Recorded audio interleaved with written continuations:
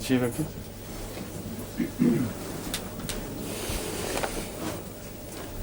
Doctor صاحب کیا حال ہے؟ وقت کیسا گزر رہا ہے, تیزی سے کہ ہلکا؟ جی یاد نہیں رہتا, کچھ جلدی سے گزر رہا ہے. اچھا, یاد بھی نہیں رہتا؟ آ رہا ہے تھوڑا بہت, لیکن یہ کوئی جس طرح ہونا چاہیے ویسے نہیں. اچھا, مگر وقت کے گزرنے کا احساس جو ہے وہ کیسا ہے؟ لگتا ہے تیز گزر رہا ہے یا ہلکا گزر رہا ہے؟ اسٹڈی کے لحاظ سے نہیں, احساس کے لحاظ سے جلدی گزر گیا. کافی آج لیکچر آج 57 کوئی ایسی دوائی ہے جس میں اگر وقت نہ گزرتا ہو تو اس کا علاج ہو؟ یاد ہے کسی کو؟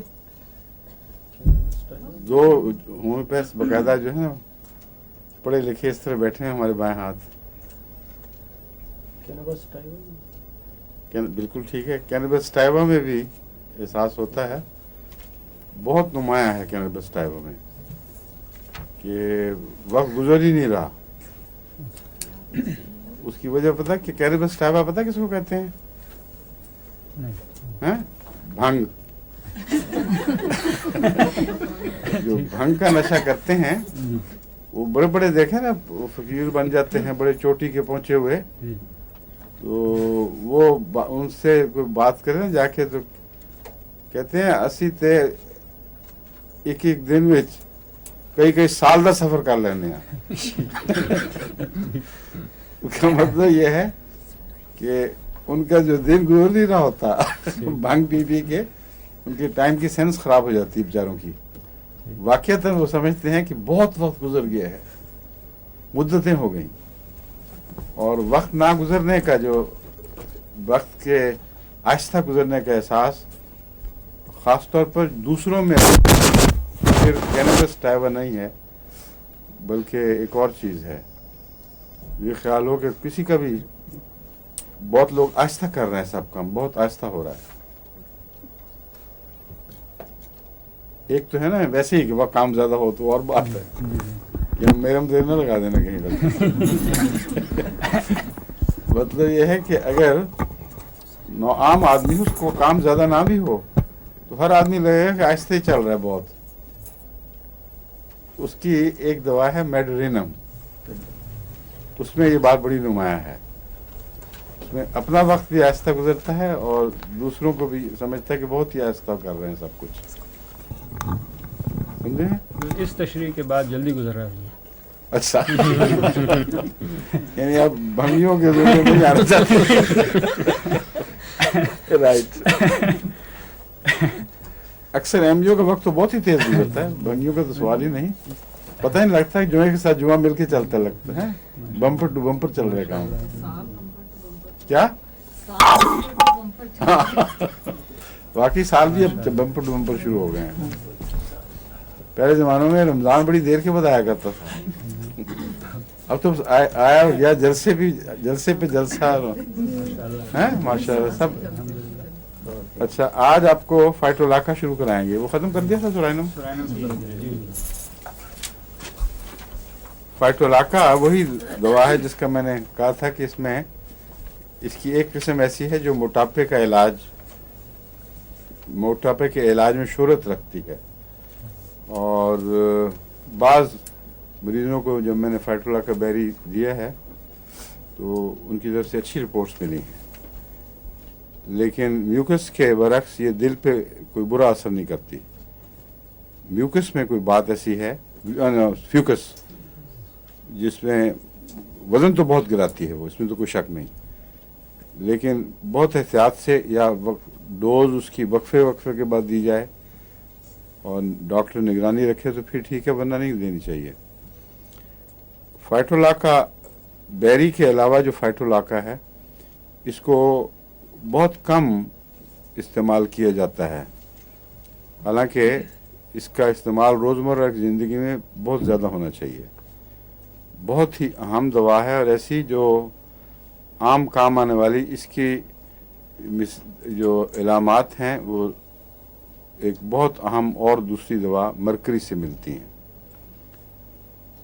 اور مرکری کی جو عمومی علامت ہے اس میں مثلا سردی اور نمی، یہ دو چیزیں اکٹھی ہوں تو مرکری کے مزاج کے مریضوں کو تکلیفیں بڑھیں گی اور رات کو تکلیفیں بڑھتی ہیں. یہ مرکری کے عام عمومی مزاج میں بات داخل ہے. رات کو تکلیفیں، بستر میں تکلیفیں بڑھ جاتی ہیں، اور سردی اور ٹھنڈی نمدار سردی، اس سے تکلیف کا بڑھنا. اب فائٹولاکا میں کمر درد جو ہے یہ سردی اور نمی سے پیدا ہوتی ہے، لیکن رات بستر میں جب گرم ہوتا ہے تو پھر شروع ہو جاتی ہے.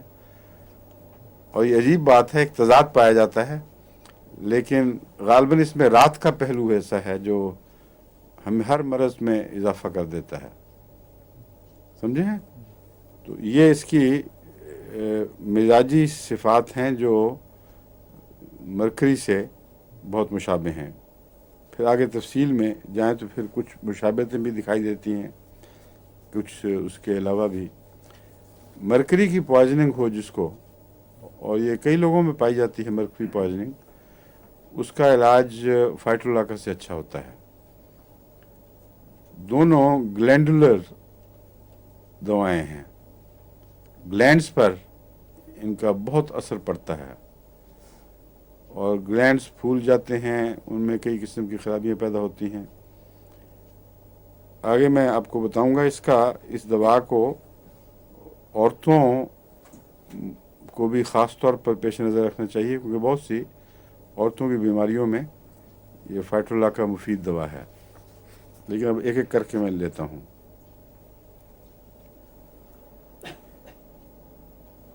وہ جگہیں جہاں ہڈی کے ساتھ جلد قریب ہوتی ہے، جہاں درمیان میں گوشت کی موٹی تہ یا چربی کی تہ نہیں ہوتی، وہاں جلد کا زود حس ہو جانا، اس میں کئی قسم کی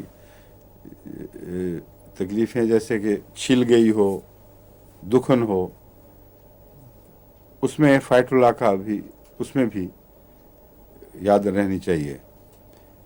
اور بون پینز جن کو کہتے ہیں ان میں مرکری بڑی نمایاں طور پر مشہور معروف ہے. یعنی بون پینز کئی قسم کی ہیں. ایک تو ایسی بون پین ہے جس کو یوپیٹوریم کی بون پینز کہا جاتا ہے.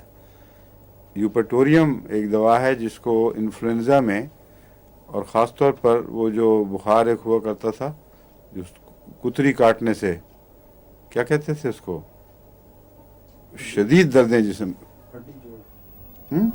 ہڈی جوڑ کے نہیں، کتری سے بخار چڑھتا تھا جو 5-7 دن خوب بخار رہتا تھا، اور جتنی ہڈیوں میں دکھن اس بخار میں ہے اتنی شاید کسی اور چیز میں نہ ہو.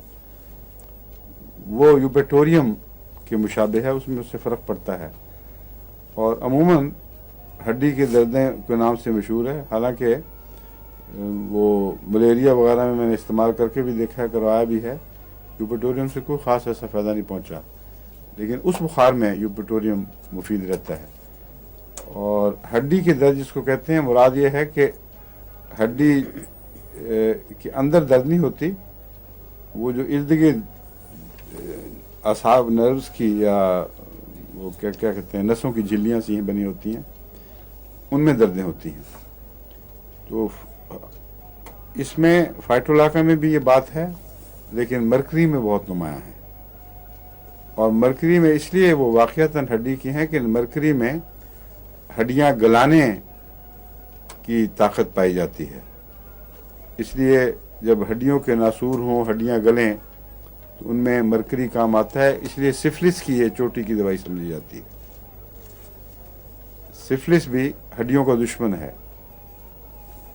اور گلینڈز کو بھی سفلس کھا جاتا ہے. اسی طرح ہڈیوں کے علاج اگر آپ غلط کریں یا گلینڈز کے غلط علاج کریں تو دماغ پر اثر کرتا ہے سفلس. اسی لیے سفلینم ان 3 چیزوں میں بڑا نمایاں اثر رکھتی ہے. مرکری بھی یہ ایک قسم کے چین، ایک سلسلہ بیماریوں کا ایسا رکھتا ہے جس میں मसल्स के वो हिस्से जो थिन हों, फिर हड्डियाँ, फिर ग्लैंड्स जिनमें जिगर, गले के ग्लैंड्स, दूसरी ऐसे भी ग्लैंड्स जो मुख्तलिफ नाम हों मगर ग्लैंड जो भी हों उनमें मरकरी असरअंदाज होता है। और दिमागी इलामतें, जब इन इलामतों में आराम आए और दिमाग की तरफ मुंतकिल हों या बिलाखिर दिमाग पर असरअंदाज हो जाएं, खा मुंतकिल होती दिखाई दें या ना दें, बाज़ दफ़ा इकट्ठी भी रहती हैं, उसमें भी मरकरी नुमाया है। फाइटोला का भी इन बातों में मरकरी से कुछ मुशाबे है।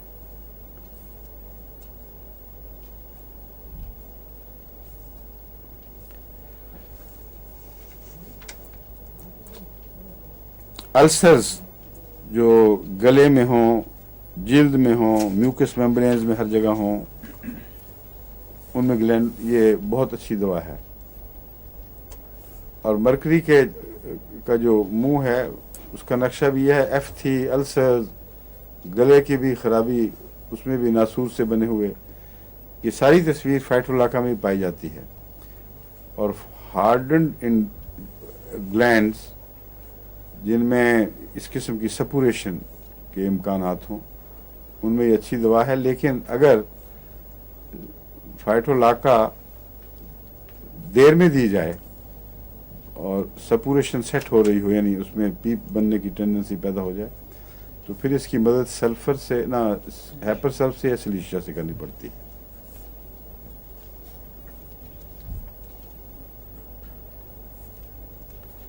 इसकी म्यूकस भी हैपर सल्फ से मिलती है, थिक टेनेशियस, जो म्यूकस गले में रहती है, हर वक्त तंग करती है, वो गाढ़ी भी होती है और चिमट जाने वाली।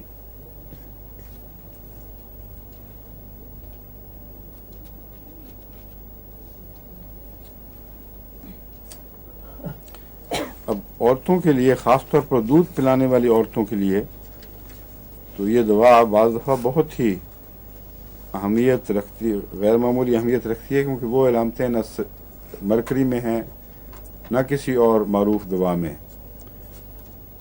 अब छाती का कैंसर ग्लैंड से शुरू होता है, ग्लैंड्स की स्टिफनिंग से उसमें नज़र आ जाती हैं गुठलियाँ वगैरह तकलीफ दे। लेकिन इसमें तीन दवाएं ऐसी हैं जो कैंसर से पहले की स्टेज में बहुत मुफीद हो सकती हैं और कैंसर के एहतमाल को कम कर देती हैं या बाज़ दफ़ा ख़त्म भी कर देती हैं। बाज़ दफ़ा इसलिए हम कहते हैं कि पता नहीं वो कैंसर बनना था भी कि नहीं, लेकिन जब ये दवाएं दी जाएं तो ऐसी औरतों में वो गुठलियाँ कैंसर नहीं बनती जो बिलअमूम अगर छोड़ा जाए तो कैंसर बन जाती हैं। इसलिए अगर ना बने तो हम अंदाज़ा ही कह सकते हैं, यकीनन नहीं कह सकते कि कैंसर था, क्योंकि अक्सर होम्योपैथ ने टेस्ट तो नहीं करवाया हुआ। लेकिन ये देखा है कि जो गुठलियाँ इन दवाओं से खुदा के फजल से शफा पा जाएं, उनमें फिर आगे बहुत सी परेशानियों और तकलीफ़ों से निजात मिलती है। फाइटोलाका में भी हार्डनिंग ऑफ ब्रेस्ट्स बड़ी नुमाया है, ब्रायोनिया में भी बहुत है, बेलाडोना में भी बहुत है। बेलाडोना में तो सुर्खी भी बहुत नुमाया पाई जाती है साथ, लेकिन ब्रायोनिया में बगैर सुर्खी के सख्ती, जिसको ज़रा सी भी हरकत से शदीद तकलीफ पहुँचे और बाज़ दफ़ा पूरी ब्रेस्ट गुठली बन जाती है सख्ती में, उसमें फाइटोलाका भी ब्रायोनिया से बहुत मुशाबे है। लेकिन फाइटोलाका की जो करतूतें हैं वो ब्रायोनिया में नहीं हैं।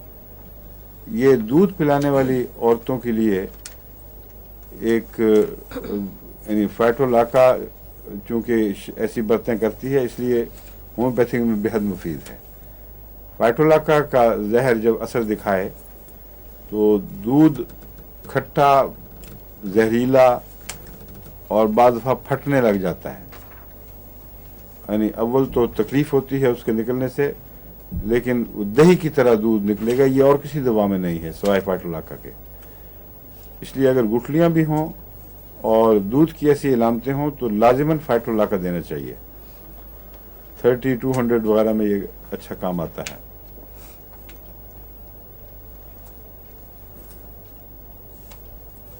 وہ عورتیں جن میں دودھ کی کمی ہو ان میں جو دوائیں ہیں ان میں ایک فائٹولاکا بھی ایسی ہے جو دودھ بڑھانے میں مفید ہو سکتی ہے اگر وہ رجحانات پائے جاتے ہوں. اور ایسے دودھ جس طرح کہ میں نے بیان کیے ہیں ان میں کھٹے اور ان میں زہریلے سے مادے، کچھ رنگت میں بھی تھوڑا سا فرق پڑ جاتا ہے، جمنے کی ٹینڈنسی بڑھ جاتی ہے، ان میں فائٹولاکا اللہ کے فضل سے پوری شفا دے دیتی ہے. اور وہ نرسنگ مدرز جن کو کہتے ہیں بچوں کو دودھ پلانے والی، ان کے وہ اپنا دودھ اپنے بچوں کو پلا سکتی ہیں پھر، لیکن اس عرصے میں نہیں پلانا چاہیے جب تک یہ بد اثرات ہوں، ورنہ وہ بچے میں منتقل ہو سکتے ہیں.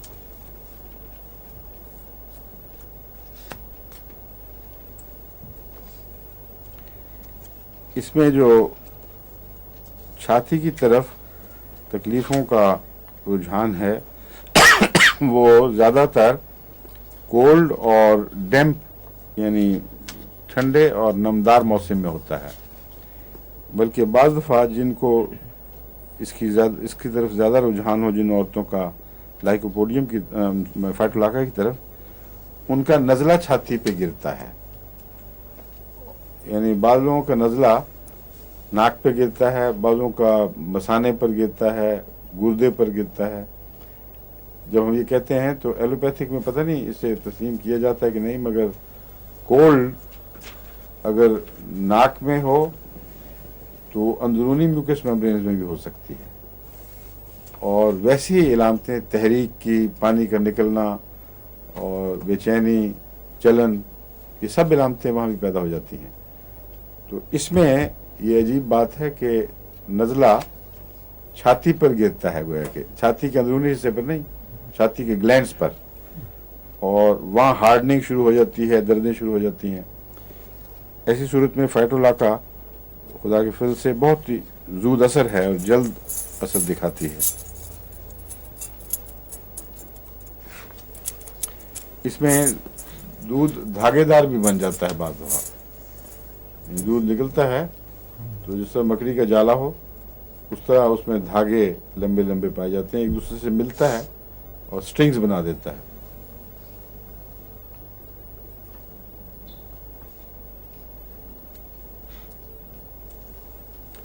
ڈفتیریا میں بھی یہ مفید ہے.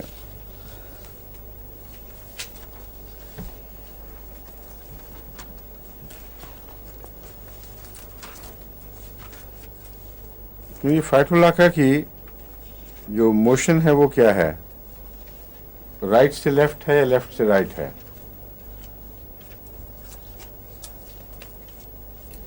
جی لیفٹ سے رائٹ، ہاں لیفٹ سے رائٹ، لیفٹ سے رائٹ. جو نہیں ہاں مجھے بھی اب یاد نہیں ہے، کسی سے یہ ملتی ہے تو شاید، مگر میرا رجحان بھی اسی طرف ہے ویسے کہ لیفٹ سے رائٹ کی طرف ہے. چیک کروں گا میں. اس میں آپ دیکھیں ابھی بعض دوائیں ایسی ہیں جن کا رجحان ہے بائیں طرف سے شروع ہو کر دائیں طرف حرکت کرتی ہیں، بعض دائیں سے بائیں طرف حرکت کرتی ہیں. جو رائٹ سائڈڈ ہیں، رائٹ سے شروع ہو کر، ان میں کون کون سی نمایاں ہیں؟ اور ہاں ایلو بھی رائٹ دائیں سے شروع ہو کر بائیں کی طرف حرکت کرتی ہے یا وہیں بیٹھی رہتی ہے؟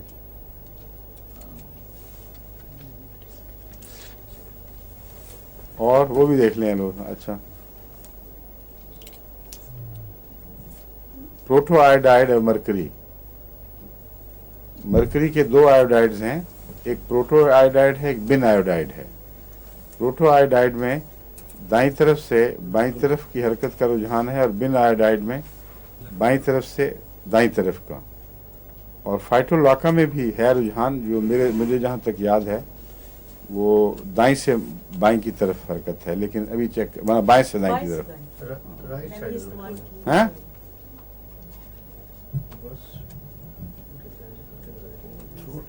کیا ہو گیا؟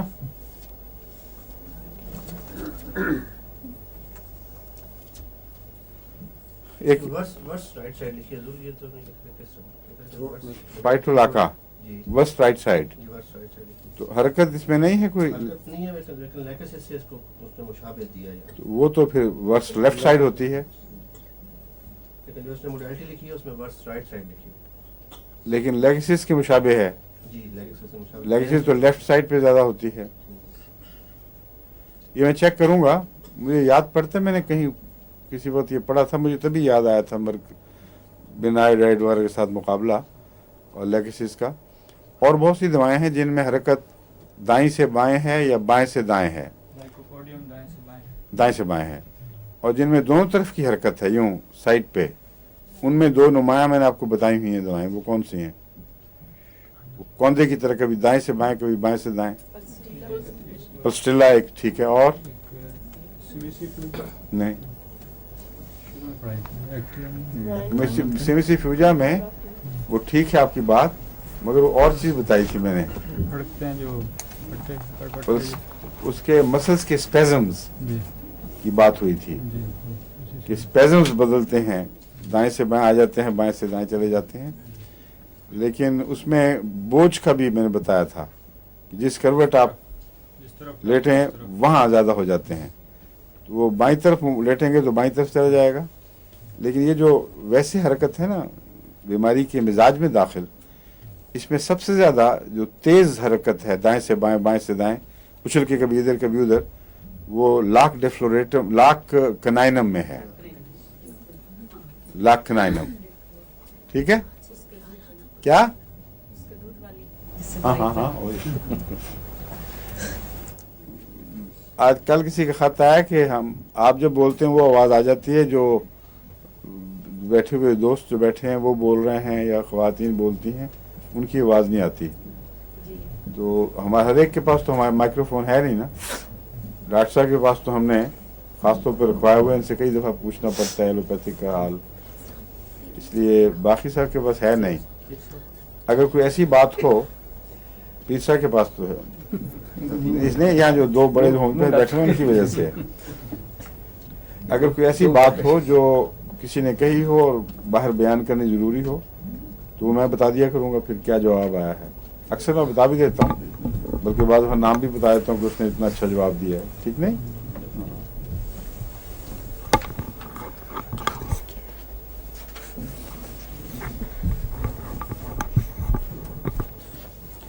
آئیڈائڈ میں سے رائٹ سائڈ کون سا ہے اور لیفٹ سائڈ کون سا ہے؟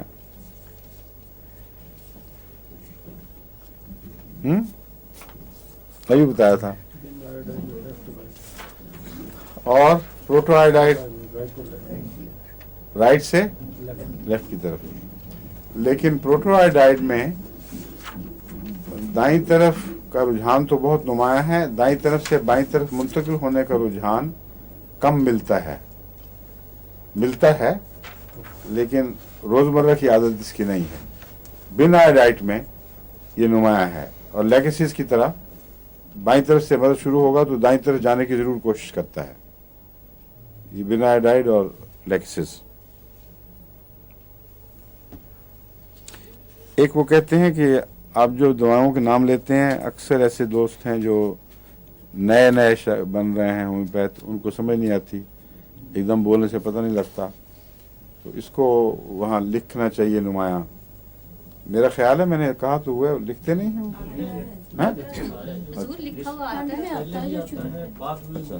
پوری لسٹ اسکرین کے اوپر چلی جاتی ہے. ہاں ہاں, انگریزی میں بھی آتا ہے, اردو میں بھی. انگریزی میں, اردو میں ہمارے پاس لکھنے کا ہے نہیں ہے. اردو میں بھی اگر ہو سکتا تو اچھا ہوتا, مگر مجبوری ہے. انگریزی میں کسی سے پڑھوا لیا کریں جن کو نہیں آتی. ہاں پوٹینسیاں بھی بتاتے ہیں ساتھ.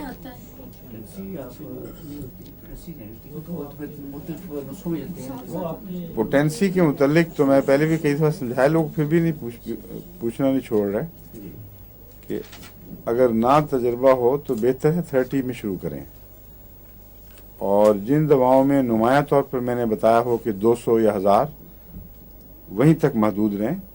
جب تجربہ اپنا وسیع ہو جائے گا پھر ہر طرف کی پوٹینسی استعمال کر کے دیکھی جا سکتی ہے. بعض پوٹینسیاں ایسی ہیں جن کا مثلا مجھے بھی اب بعضوں نے بتایا ہے تو پتہ لگا کہ یہ اس پوٹینسی میں مفید ہو سکتی ہے. اس لیے جب احمدی ہر جگہ تجربے کر رہے ہیں اس سے ہمارے سب کے علم میں اضافہ ہوگا. اور بعض मैं आपको खुद बता चुका हूँ कि अगर छोटी काम ना आए तो बड़ी देनी चाहिए, बाज़ दफ़ा ये बताया है कि बड़ी नहीं देनी चाहिए, छोटी देनी चाहिए, बताया है वो ना मुख्तलिफ। मसलन नींद के मुतालिक मैंने बताया था रात को नींद उड़ जाए तो नक्सवामी का 30 उसमें मुफीद है, लेकिन साथ ये भी बताया था कि जो ज़्यादा हिस्स वाले हैं उनमें 30 मुफीद है और जो निस्बतन कम जूद हिस्सों उनमें ऊंची देनी पड़ती है। चुनाचे एक दोस्त का मुझे ख़त भी मिला कि मुझे इसी किस्म की कैफियत थी, मैं नींद नहीं आ रही थी, तो 30 मैंने इस्तेमाल की, कोई फ़ायदा नहीं हुआ। फिर मैंने 200 खाई तो फ़ौरन आराम से सो गया, सुबह 5 बजे फिर आँख खुली। तो सब जगह अहमदी दोस्त पोटेंशियो में भी तजर्बे शुरू कर चुके हैं, तो जिन्होंने सवाल किया उनको मैं जवाब देता हूँ कि आप इस असूल को अमूमन पेश नज़र रखें कि 30 में रोज़मर्रा और 200 या 1000 भी दी जा सकती है, बहुत ख़तरनाक चीज़ नहीं है, लेकिन लाख के मामले में या 10,000 वगैरह के मामले में ज़्यादा एहतियात बरतें, क्योंकि अगर वो गलत दी गई तो उसका असर फिर बहुत लंबा चलता है, उसको एंटीडोट करना आसान नहीं रहता।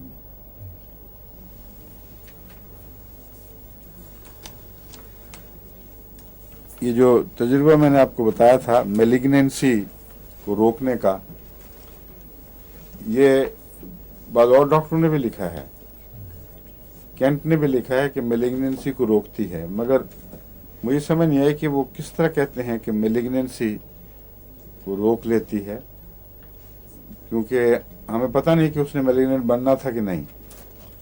कैंट ने इसका हल ये सोचा है दिलचस्प, वो कहता है कि मेलिग्नेंसी को बहुत से मामलात में डिले कर देती है, जिसका मतलब ये है कि बाद जगह मेलिग्नेंसी नहीं रुकी और उन्होंने कहा डिले कर दिया, और जहाँ मेलिग्नेंसी से मुराद है कैंसर बनना, जहाँ बना ही नहीं वहाँ ये किस तरह पता था कि वो कैंसर था ही नहीं। इसलिए मैंने एहतियात से ये आपको बताया है। मेरे ख्याल में तो अगर इब्तदा में सही इलाज हो जाए तो कैंसर बनने का एहतमाल कम हो जाता है बहुत। बाद में बाज़ लोग छोड़ देते हैं, परवाह नहीं करते, दोबारा फिर वो बीमारी आती है। फिर अगर उसने पहले भी कैंसर का रुझान उसमें मौजूद था तो फिर वो ख़तरा है कि वो बन जाए। मगर फाइटोलाका में भी कैंट यही लिखता है कि इसके असर से कैंसर अगर होने हों तो लेट हो जाते हैं, यानी 2-4 साल और आराम से गुजर जाते हैं। जहाँ ये ख़तरा हो वहाँ निगरानी ज़रूरी है। ब्रेस्ट में तो बहुत ही ज़रूरी निगरानी है कि जहाँ भी गुठलियाँ वगैरह पैदा हों वहाँ एक इलाज के बाद मरीज़ को मुस्तकिल वॉच किया जाए, उसको निगरानी की जाए। अगर कभी भी वो आराम से दोबारा पैदा हो तो वही दवाई पहले दी जाए, अगर फ़ायदा ना हो तो फिर दूसरा इलाज शुरू कर दिया जाए।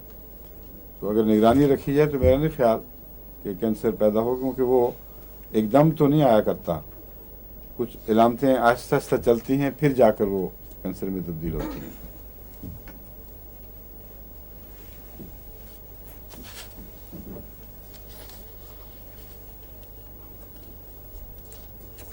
ब्राउनिया में और इसमें दोनों जगह डॉक्टर ये लिखते हैं हैवी स्टोन्स, लगता है पत्थर भरा हो, ऐसी गुठली होती है जो पत्थर की तरह सख्त।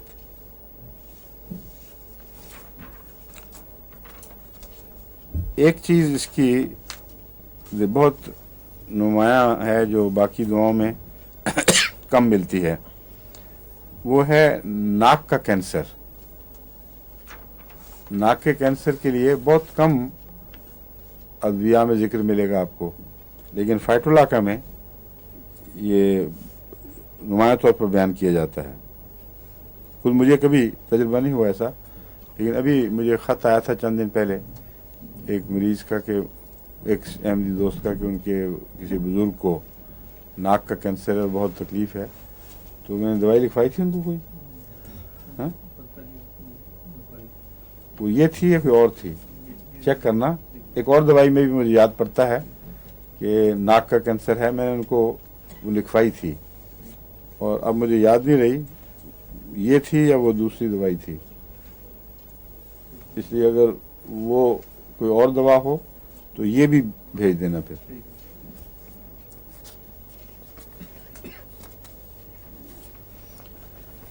रिंग वर्म में भी अच्छी दवा है, और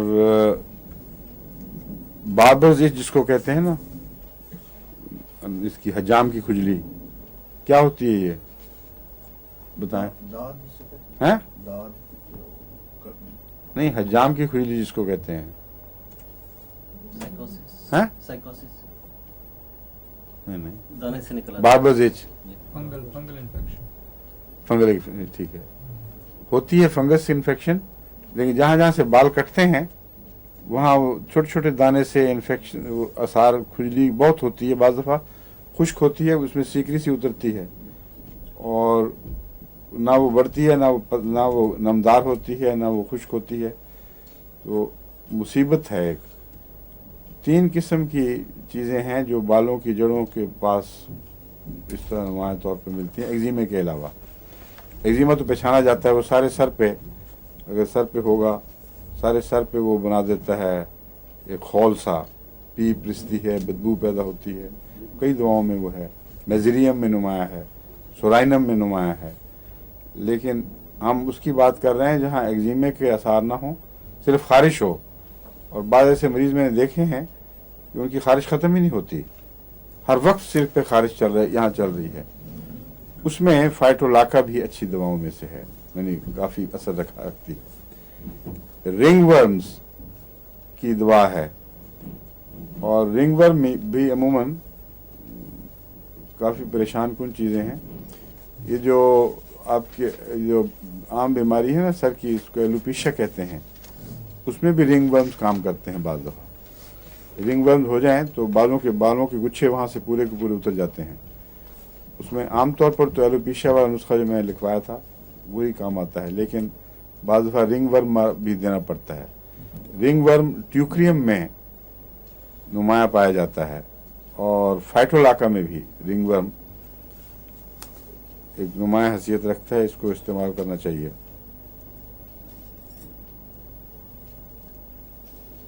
ये सिर्फ सर के लिए लिखा है या बाकी जिस्म पे भी अगर हो? बार्बर्स जहाँ भी होगी, रिंग वर्म जहाँ भी होगा। सर की मैंने मिसाल दी थी, ठीक है। वरना हर जगह।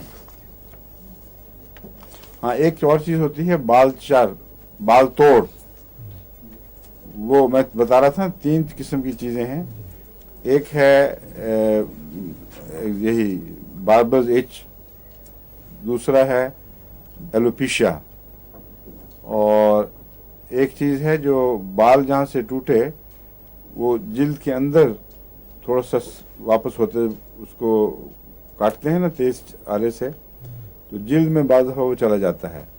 बाल नोचते हैं तो जिल्द के अंदर से टूटता है, वो बाल जो है वो छाले पैदा करता है, और बाज़ दफ़ा उससे बहुत ख़राबी पैदा होती है। इर्द गिर्द सारे बालों की जड़ों में से छाले वाले निकलने शुरू हो जाते हैं।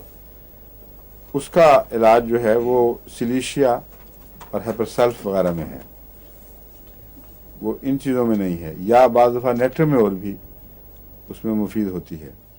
ये जो मैं आपको बातें बता रहा हूँ, ये और किस्म की बीमारियाँ हैं, जल्दी बीमारियाँ, उनको बाल तोड़ कहते हैं उर्दू में, बाल तोड़। अब मैं आपको, आज मैंने सोचा था 2 दवाएं पढ़ाऊँगा, इंशाल्लाह मेरा ख्याल है वक्त मिल जाएगा। ये छोटी छोटी दवाएं हैं। लीडम पल्सेचर, पल्स्टर या palustre, I am sorry, Ledum P के तौर पर याद था, ये पेलेस्टर है इसका नाम, लीडम पेलेस्टर, और लीडम पी के तौर पर याद रखें। ये आपको मैं कई दफ़ा बता चुका हूँ, कम्बिनेशन में आर्निका, लीडम और आर्सेनिक, ये आर्निका, लीडम और लेक्सिस, ये जहरीले जानवरों के कांटे के इलाज के तौर पर, और रोमेटिक तकलीफ़ों में जो नीचे से ऊपर की तरफ जाएं उनमें लीडम, ऐसी रोमेटिक तकलीफ़ें जिनको ठंड से आराम हो, सर्दी से आराम हो। बाज़ मरीज़ हैं रोमेटिक जिनके पाँव में तकलीफ़ है, वो ठंडे पानी में पाँव रखते हैं, और पानी जब गर्म हो जाए तो फिर दोबारा ठंडा बदलवाते हैं। बाज़ मरीज़ तो बर्फ़ डलवाते हैं उनमें, क्योंकि जब भी पाँव ज़रा अपनी तभी हरारत में बाकी तरफ वापस लौटता है तो दर्दें ज़्यादा शुरू हो जाती हैं। तो लीडम का इब्तदाई तारुफ में करा चुका हूँ, ये अब बाकायदा आज सबक के तौर पर हम पढ़ेंगे।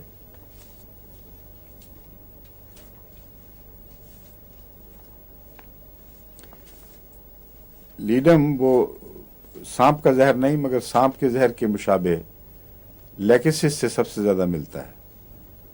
इसके भी बाईं तरफ का रुझान बहुत है, लेकिन लेकेसिस आमतौर पर ऊपर से नीचे की तरफ हरकत करती है, या यूँ कहना चाहिए कि ऊपर की धड़ में ज़्यादा नुमायाँ इलामतें हैं बनिस्बत टांग के, लेकिन हरकत इनकी दिल की तरफ ही होती है। असल में सर से दिल की तरफ, नीचे से दिल की तरफ और बाजुओं से दिल की तरफ, वो लेगेसिस की ख़ास इलामतें हैं। लीडम भी बाएं तरफ होने के लिहाज से लीडम लेगेसिस से मुशाबे है।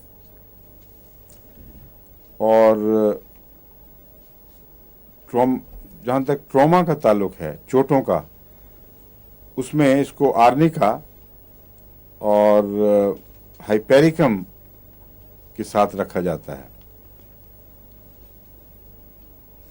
बैलिस से भी बाज़ दफ़ा मुगालता लगता है, लेकिन दरअसल बैलिस का मुतबादल ये नहीं बन सकती। अब मैं बताता हूँ लीडम क्यों वो कहाँ इस्तेमाल होती है। चोटें हों और गहरा असर छोड़ जाएं, या बाज़ किस्म के ज़ख़म लगें और लंबा असर छोड़ जाएं, उनमें लीडम मुफीद है। लेकिन लीडम के ज़ख़म वो हैं जो नोकदार चीज़ों के ज़ख़म हों। कील चुभ गया है पाँव में, कांटा चुभ के कुछ टुकड़ा अंदर रह गया है, या ना भी रहा हो तो उसका गंध जो है वो अंदर यूँ लगता है जैसे पूरा कील सा बन गया है। और इसके ज़ख़्मों में से फिर दर्द की लहरें, बावजूद इसके कि ज़ख़म मुंदमिल हो चुका है, नज़र नहीं आ रहा, लेकिन उस पाँव में जहाँ ज़ख़म है वहाँ से दर्द की लहरें बिजली के कौंदों की तरह उठती हैं और बाद दफ़ा नीचे वापस आती हैं। तो उसमें लीडम अच्छी दवा है। और ऐसी सूरत में अगर तशन्नुज हो तो लीडम उस तशन्नुज को भी दूर करती है।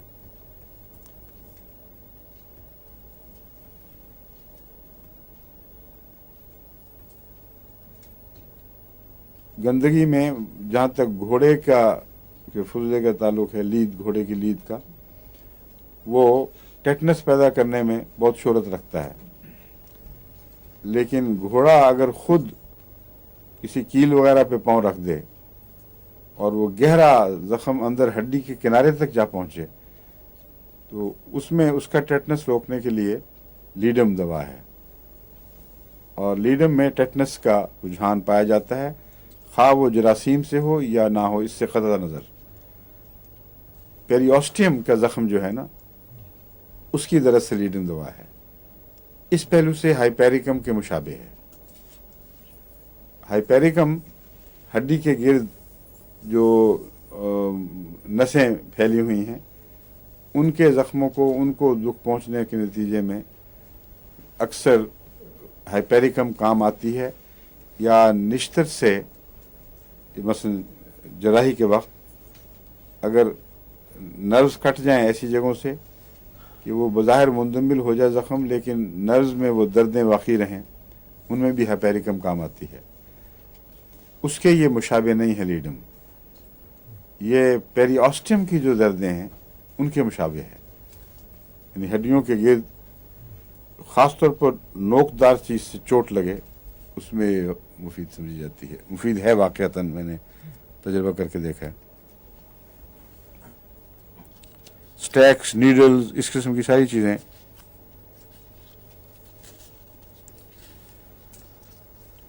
इससे आमतौर पर एंकल में अगर मोच आ जाती है तो आर्निका, मैंने कहा था ऊंची ताकत में दें, उसके बद असरात लंबे फिर रहते नहीं हैं, अक्सर साफ हो जाएंगे। मगर जिनको पुराने ज़मानों में मोचें आई हैं, बार बार आई हैं, उनके टेंडेंस में जो असर रह जाते हैं उन पर आर्निका को कोई असर नहीं है। उनमें ज़्यादा असर जो है वो दो चीज़ें करती हैं, दिखाती हैं, एक बेलिस और एक रूटा। उनको याद रखना चाहिए।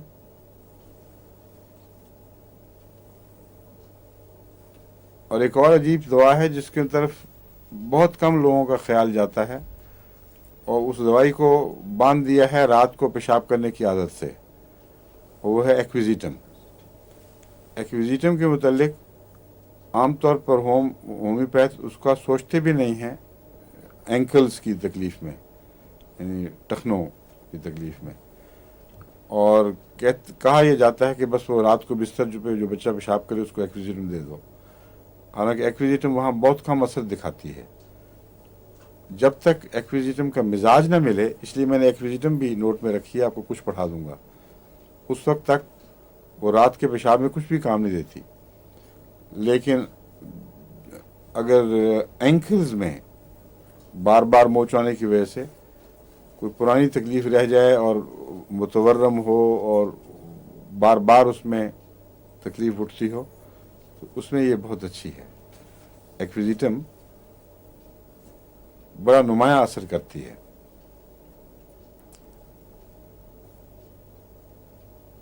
ये जो पैर की कोई और मोच हो पैर के ही हिस्से में, उसमें भी बेलिस और रूटा में बड़ी दवाएं हैं ना, लेकिन टखने के गिर्द वरम पैदा करके जो बैठ जाती हैं चीज़ें, उनमें एक लीडम भी है जो टखनों पे वरम पैदा करती है। लीडम की वरम चोटों से ज़्यादा वो रूमेटिक फिनोमेना से ताल्लुक़ रखती है, जिसको क्या कहते हैं रूमेटिक को उर्दू में? वजह मफासिल है ना। मफासिल तो जोड़ों की दर्द है ना। रूमेटिज्म तो सारे बदन में, असाब में, हर जगह हो जाता है। उज़लात में गंठिया तो गाउट को कहते हैं, छोटे जोड़ों का। वजह मुफासिल कहते हैं।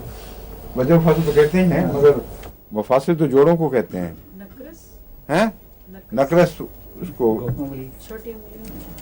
छोटी उंगलियों में दर्द को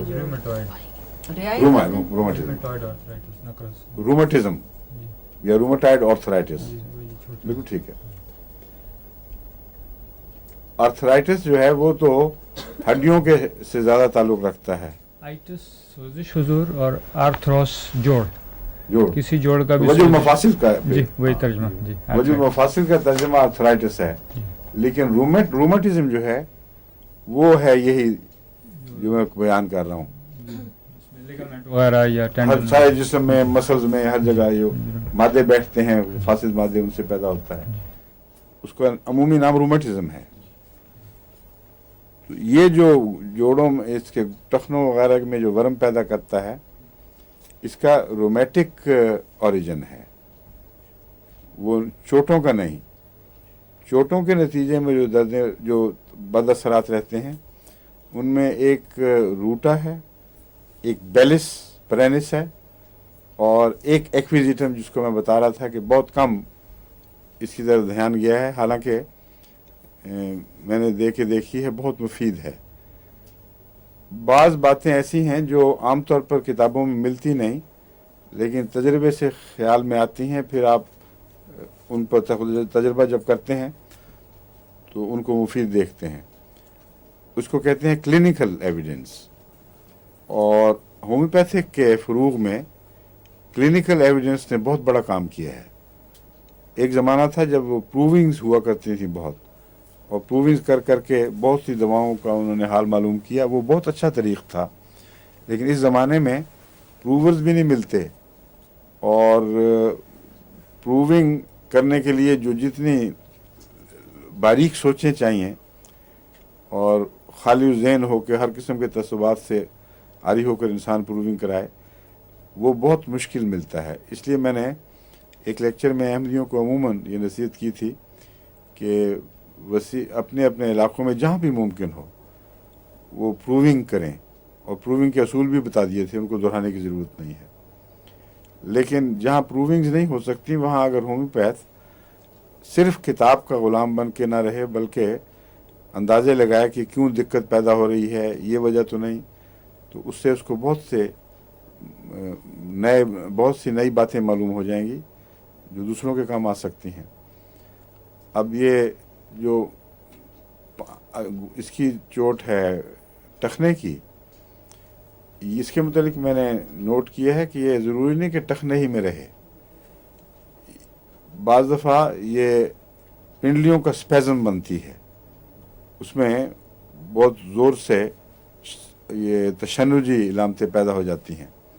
चलने से, ज़्यादा हरकत से तशन्नुज बनता है, जिसका मतलब ये है कि वहाँ की नसों में कोई तकलीफ़ रह गई है बाकी।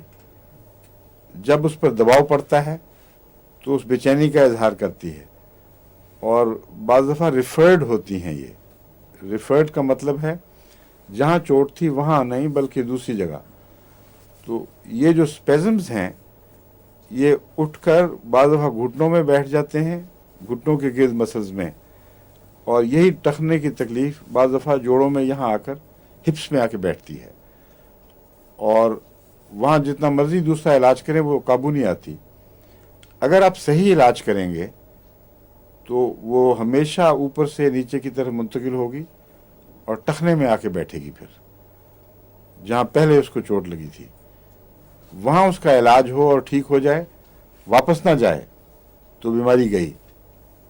वरना आप कहें अच्छा जी टखना ठीक हो गया, थोड़ी देर के बाद देखा तो हिप पकड़ी गई, हिप ठीक हुई तो ये जॉइंट पकड़ा गया। तो ये एक ही बीमारी की मुख्तलिफ शक्लें हैं, क्योंकि इंसानी ज़िंदगी एक जुज़ है असल में। ये उसके हिस्से अज़ा में जो मिलते हैं, इनका जो शऊर, आखिरी शऊर है, वो एक है, उसमें वहदत पाई जाती है। ज़िंदगी में एक वहदत है जो खुदा ताला की वहदत के परतौ से पैदा होती है। इसलिए बीमारियां भी वो एक वजूद की बीमारियों के तौर पर बाज़ दफ़ा अमल दिखाती हैं। यहाँ से कभी उधर कभी उस तरफ बेचैनी का इजहार ज़रूर होगा, लेकिन कभी यहाँ होगा कभी वहाँ होगा। और बीमारी के नज़दीक ये अक़ल और सोच तो नहीं है, लेकिन रूह की चूँकि सोच है, इसलिए उसके साथ इन बीमारियों का मिजाज मिलकर ये अदलने बदलने वाली कैफियत पैदा होती हैं। दाईं से बाईं की तरफ हरकत, बाईं से दाईं की तरफ, बाएं से दाएं और दाएं से बाईं को, इसके लिए कोई एलोपैथिक तशरीह नहीं है क्यों होती है, मगर सिवाय इसके कि गले के मुतालिक वो कह देते हैं कि अगर दाईं तरफ का किसी को सोर थ्रोट यानी गला ख़राब हुआ है, अगर वो दाईं करवट सोता है तो इम्कान मौजूद है कि रात को वो मादा आहिस्ता आहिस्ता गिर के तो दाएं ग्लैंड को भी ख़राब कर दे, और जब दाएं ग्लैंड को जब तक ख़राब करता है वो खुद ठीक हो चुका होता है। इसी तरह दाएं तरफ से जो बीमारी शुरू हो, अगर बाईं करवट सोया इंसान तो उधर मुंतकिल हो जाती है। ये एक एहतमाल है सिर्फ, लेकिन जब हम लेगेसीज की बात करते हैं तो करवट की उसमें कोई बहस नहीं है। वो मरीज़ लाख एक बाईं तरफ ही सोए, उस बीमारी ने ज़रूर इधर मुंतकिल होना है। लाइकोपोडियम की जब हम बात करते हैं तो अक्सर वो मरीज़ जो दाईं तरफ सोने के आदी हैं, उनकी बीमारी भी बाईं तरफ मुंतकिल हो जाती है। इसलिए ये अमूमी मिजाज समझ कर अगर दवाओं को याद रखें तो उससे आपको बहुत फ़ायदा पहुँचेगा, और बहुत ज़्यादा रेपर्टरी या किताबों की ग़ुलामी फिर बाकी नहीं रहती। लीडम का मैं बता रहा था, इसमें वर्म पाई जाती है, लेकिन बहुत आसान है उसकी पहचान। अगर वो सर्दी से आराम पाए और गर्मी से बढ़े तो लीडम इलाज है। लीडम का यूँ लगता है जैसे हमेशा ही ताज़ा चोट है। जब ताज़ा चोट मिले तो खा कोई भी दुनिया की दवाई आखिरकार उससे मुतल्लक हो, उस वक्त तो उसको ठंडी टकोरी भी मुफीद होती है, क्योंकि खून दौड़ रहा है उस तरफ, रश कर रहा है, और उसके बहुत ज़्यादा वहाँ पहुँचने के नतीजे में कुछ नुकसान पहुँच जाते हैं। अब एक आर्मी को किसी तरफ आप भगा दें मुल्क में, तो ये तो नहीं हो सकता कि वहाँ की جو اقتصادی صورتحال ہے وہ اس کو برداشت کرنے کی اہلیت رکھتی ہو. وہاں کی ساری فصلیں وہ آرمی کھا جائے گی پھر, اور بہت سے نقصانات وہاں وقتی طور پر پہنچ جاتے ہیں. دفاع کی خاطر جاتی ہے لیکن جس جگہ جا کے بیٹھتی ہے وہاں نقصان پہنچا دیتی ہے. یہی صورتحال خون کی دوڑ کا ہے. خون اس لیے تیز وہاں دوڑتا ہے کہ بہت سے ڈیفنس کے سیلز لے کے اس نے وہاں پہنچنا ہے, مقابلہ کرنا ہے, لیکن اس کا اپنا وہاں دوڑ کر جانا وہ خلیوں پر اتنا دباؤ ڈال دیتا ہے اور بعض دفعہ وہ اوور ڈو کر جاتا ہے کہ اس سے نقصان پہنچتے ہیں. اس لیے پہلے زمانوں میں تو جب چوٹ لگتی تھی تو کہتے تھے فوراً ٹکور کرو گرم پانی کی. آج کل فوراً وہ ٹھنڈی ٹکور کہتے ہیں, یعنی برف لگا دو. وہ لمبے عرصے تک کام نہیں آتی, پہلی چوٹ میں وہ کام آتی ہے. اس لیے میں آپ کو لیڈم یاد کرانے کی خاطر بتا رہا ہوں کہ لیڈم میں یوں لگتا ہے جیسے ہمیشہ ہی یہ چوٹ کو تازہ سمجھتی ہے, اور خون کا دوران جب بھی اس بیماری کی طرف ہو وہاں ٹھنڈا ہی کرنا علاج ہے. حالانکہ اگر پرانی بیماری ہو تو اس میں عام دواؤں میں ٹھنڈا کرنے سے نقصان پہنچتا ہے اور ٹکور سے آرام آتا ہے. تو اس کا مزاج ایسا ہے گویا کہ ہمیشہ سے ہر بیماری اس کی نئی ہے, اور جو نئی بیماری کا خون کے دوران کا علاج ہونا چاہیے وہی لیڈم کا ہونا چاہیے.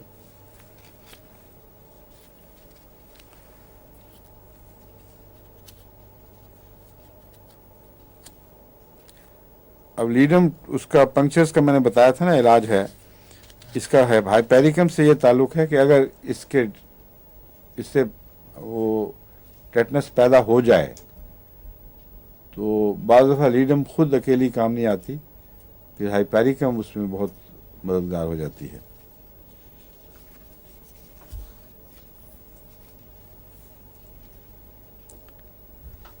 یعنی پہلی چیز کیا ہوگی لیڈم, اور لیڈم کے بعد اگر پھر بھی ٹیٹنس ہو جائے, یعنی جب بھی کوئی گہرا زخم پہنچے جو ہڈی سے ٹکرائے, جس میں نوکدار چیز ہڈی سے ٹکرائے, تو لیڈم فوراً دے دیں.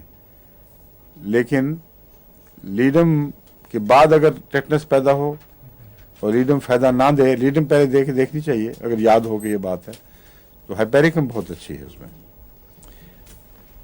ایک اور لیڈم کے اندر یہ بات پائی جاتی ہے کہ وہ جوڑ جو کاٹ لیے جاتے ہیں ان سے بعض دفعہ وہ سنڈروم, فینٹم سنڈروم کیا کہتے ہیں اس کو, فینٹم پینز ہوتی ہیں. وہ سنڈروم کیا کہلاتا ہے, ایک خاص نام ہے. یعنی پاؤں کٹ گیا ہے لیکن وہاں موجود ہی نہیں, اور وہاں پاؤں میں درد ہو رہی ہے. یعنی وہ درد جو پاؤں کٹنے سے پہلے کسی بیماری کے نتیجے میں ہوئی تھی, مثلا گاؤٹ تھا یا کچھ تھا, وہ درد وہاں اسی طرح ہوتی رہتی ہے اور بہت تنگ کرتی ہے. بعض لوگوں کو خارش ہوتی ہے, اگر ایگزیما ہوا ہے اور ٹانگ کاٹ دیا, ایگزیما ٹھیک نہیں کیا ڈاکٹروں نے, ٹانگ کاٹنے کی جلدی کی ہے, تو وہاں کھجلی یوں کہتے ہیں کچھ بھی نہیں وہاں. یہ ہمارے اپنے جو ہے نا, ان کے والد, ان کا گھٹنا بھی کٹا ہوا ہے نا, سنوری صاحب, خورشید سنوری صاحب. مجھے کافی سالوں کی بات ہے, کہتے اس سے بڑا تنگ ہوں. وہ ایکسیڈنٹ ہوا تھا گاڑی کے ساتھ, تو ان کا گھٹنے سے ایک ٹانگ کاٹنی پڑی تھی. وہ کہتے تھے نیچے جو ٹانگ کے تکلیفیں ہیں وہ ابھی بھی جاری ہیں اسی طرح. اگر اس کے سٹمپس کی درد ہو تو اس میں آرنیکا اور لیڈم دونوں کام آتی ہیں. اور فینٹم میں میرے علم میں کوئی ایسی دوا نہیں جو ٹکسالی کے طور پر ہر فینٹم کے لیے کام آتی ہو, کیونکہ میں نے ان کیسوں پہ کافی کوشش کی تھی. تو آخر مجھے اس بات سے فائدہ ہوا جو میں نے ابھی بیان کیا اصل میں, کہ اگر یہ پتہ چل جائے کہ ٹانگ کٹنے سے پہلے کیا بیماری تھی تو اس کا علاج ہونا چاہیے. کیونکہ اعصاب نے اور ذہن کے وہ جو بہت کمپلیکس ریشے ہیں انہوں نے یاد رکھا ہوا ہے, اور وہ یادداشت کی درد ہے اصل میں. تو اس بیماری کا علاج جب کریں گے تو سارے اعصاب پر اس کا پیغام ملے گا کہ سکون مل گیا ہے، کوئی بات نہیں اب. سمجھ گئے ہیں آپ؟ لیکن لیڈم کیوں یاد آئی تھی؟ وہ دراصل سٹمپ کی درد کی ہے دوا ہے، فینٹم کی نہیں ہے. یعنی درد کا بھوت جو ہوتا ہے، درد نہیں ہوتی، درد کا بھوت ہوتا ہے، اس کو فینٹم کہتے ہیں. تو یہ لیڈم فینٹم کی بھی ہو سکتی ہے اگر اصل بورانی بیماری لیڈم کے مشابہ ہو، مگر سٹمپس کے سے جو کاٹنے کے بعد درد رہ جاتا ہے اس میں آرنیکا، لیڈم، ہائپیریکم، سمفائٹم، یہ سب دوائیں مفید ہو سکتی ہیں. حضور کسی نے فون کیا تھا کہ ان کی رسٹ سٹرین ہوئی ہے، رسٹ سٹرین ہوئی ہے، اس پہ پریشر پڑنے سے تو 6 ہفتے ہو گئے، آرام نہیں آ رہا. ڈاکٹر کہتے ہیں شاید اس کے اندر مسل ٹوسٹ. ہاں اس میں یہ ایک تو یہ ہے کہ جب ٹوسٹ ہو، یا گھٹنے کا ہو، ٹخنے کا ہو، یا کلائی کا ہو، اس کی درد کے لمبے ہونے بڑھنے کا سب سے بڑا ذمہ دار خود مریض ہوتا ہے. وہ اس کو اچھوی ہوتی ہے، وہ اس کو بار بار چھیڑتا ہے اور ہاتھوں سے کبھی دباتا ہے، کبھی مالش کروا لیتا ہے.